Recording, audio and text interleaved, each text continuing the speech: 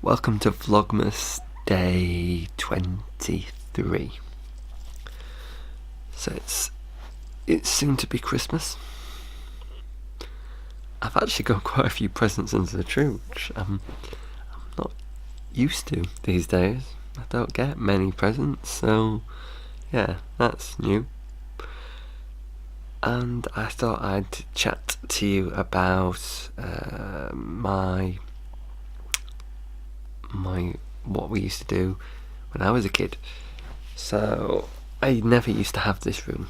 So I used to have the room at the end over there, and we would fall asleep on Christmas Eve. We'd have a bath. We'd have new pajamas.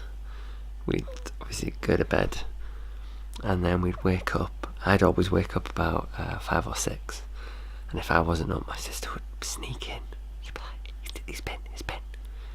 We had a huge sack, and it would be full of that many different presents, and so we'd get to open them. It'd be great, and then we'd have to wait until my parents got up, and we were never one to actually wake them up. They would wake up naturally on their own whenever, and it'd be about maybe 9. So if you're getting up at 6, that's a long wait.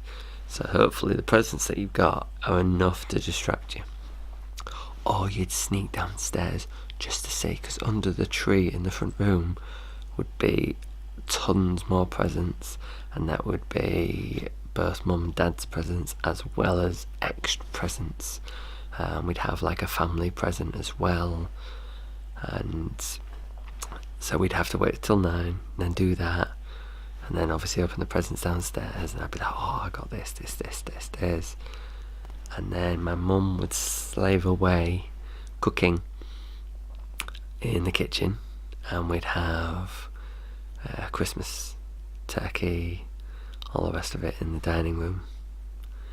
And I think we used to watch the Queen's speech. I can't remember. Probably watched that much rubbish on TV.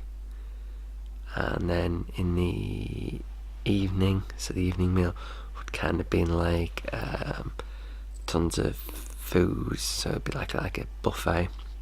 So we'd have sausage rolls, vol au vents, all that jazz on there. I do remember at Christmas time I'd have a baby sham, and my mum would get those glacier cherries and plop them in, and it would be kind of cool. So that was kind of our tradition. It's changed now because obviously I'm older and my sack doesn't get full.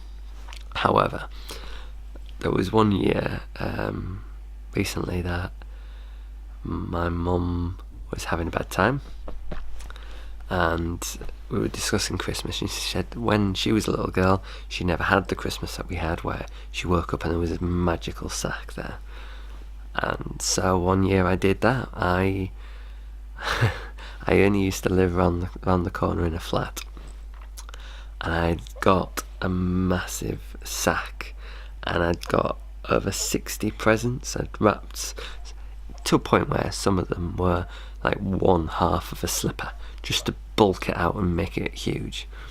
And in the middle of the night I walked round, and she was still wide awake. So I was like, this isn't fair. So I went back, and I went round, and she was upstairs. So I was like, right, this is it. This is perfect. So I walked back, obviously trundled this massive, huge sack full of all these presents all the way around, unlocked the door. I'm not going to tell her how. Unlocked the door, set it in the middle of the house, and then closed the door, locked it.